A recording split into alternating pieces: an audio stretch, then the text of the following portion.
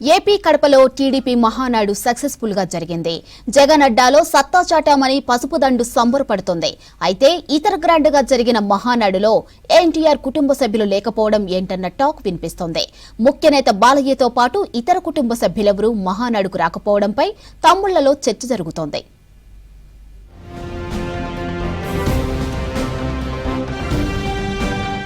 గతంలో రాయలసీమలోని తిరుపతిలో 3 సార్లు మహానాడు జరిగిన వైఎస్ ఫ్యామిలీకి కంచుకోట లాంటి కడపలో తొలిసారిగా జరగడంతో ఆసక్తి పెరిగింది. జగన్ కు పట్టున్న ఇలాకాలో జన సమీకరణ సందేహాలొచ్చినా కార్యకర్తలు పట్టుదలగా తీసుకుని మహానాడును సక్సెస్ చేశారు. 3 రోజులు జాతరలా జరిగిన కార్యక్రమం బహిరంగ సభతో ఘనంగా ముగిసింది. అయితే ఎంత గ్రాండ్ గా జరిగినా ఓ వెలితి కనిపించిందని తెలుగు తమ్ముళ్లు ఫీల్ అయ్యారు. టీడీపీ ఫౌండర్ ఎన్టీఆర్ జయంతి సమయంలో జరిగిన మహానాడులో ఒక్కరోజు కూడా ఆయన కుటుంబ సభ్యులు లేకపోవడం చర్చనీయాంశంగా మారింది. మిగతా వారి మాట అట్లుంచితే ఎమ్మెల్యేగా ఉన్న బాలకృష్ణ కూడా లేకపోవడంపై చర్చ జరుగుతోంది. బాలయ్య ఎందుకు రాలేదు? ఇంత పెద్ద కార్యక్రమానికి రాలేనంత అత్యవసర పనులు ఏముంటాయన్న ప్రశ్నలు వస్తున్నాయి. మొదట్లో జూనియర్ ఎన్టీఆర్ కూడా వస్తారని గుసగుసలు వినిపించినా రాకపోవడం గురించి కొత్తగా ఆశ్చర్యపడేదేం లేదు. అయితే బాలయ్య ఇతర కుటుంబ సభ్యులు రాకపోవడమే తమ్ముళ్లకు వింతగా మారింది. దీనిపై కొందరు టీడీపీ నేతలు రకరకాలుగా విశ్లేషణలు చెబుతున్నారు. నందమూరి కుటుంబం, ముఖ్యంగా బాలయ్య హాజరు కాకపోవడం వ్యూహంలో భాగమంటున్నారు. కడప మహానాడులో నారా లోకేష్ ను ఫోకస్ చేయడంపైనే పార్టీ అధిష్టానం దృష్టి సారించినట్లుగా భావిస్తున్నారు.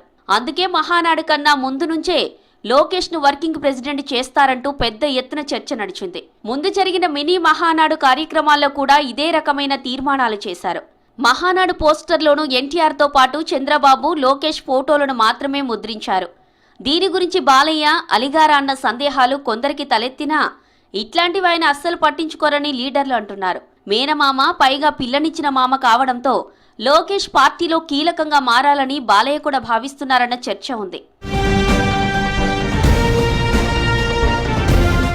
మంత్రి పదవులనే కోరుకోని బాలయ్య పార్టీ పదవులను డోంట్ కేర్ అంటారని అనేవారున్నారు. ఇక బాలయ్య సోదరులు కూడా మహానాడుకు రాకపోవడం మరింత ఆశ్చర్యకరంగా మారింది. గతంలో మహానాడులలో హరికృష్ణ, కళ్యాణ్ రామ్, జూనియర్ ఎన్టీఆర్ కూడా ఎమోషనల్ ప్రసంగాలు చేసేవారు. హరికృష్ణ మృతి తర్వాత జూనియర్ ఎన్టీఆర్ పార్టీకి దూరంగా ఉన్నారు. కళ్యాణ్ రామ్ మాత్రం మహానాడులో పాల్గొన్న సందర్భాలున్నాయి. అయితే ఈసారి నందమూరి కుటుంబం నుంచి ఒక్కరు కూడా రాకపోవడమే విడ్డూరంగా మారింది. దీని వెనుక పెద్ద రహస్యమే దాగుందనే గుసగుసలున్నాయి. మొత్తం మీద తెలుగుదేశం పార్టీ భావి నాయకుడిగా నారా లోకేష్ ను ఖరారు చేసినట్లే అని రాజకీయ విశ్లేషకులు అంటున్నారు. నందమూరి కుటుంబం హాజరు కాకుండా జరగడమే నిదర్శనంగా చెబుతున్నారు.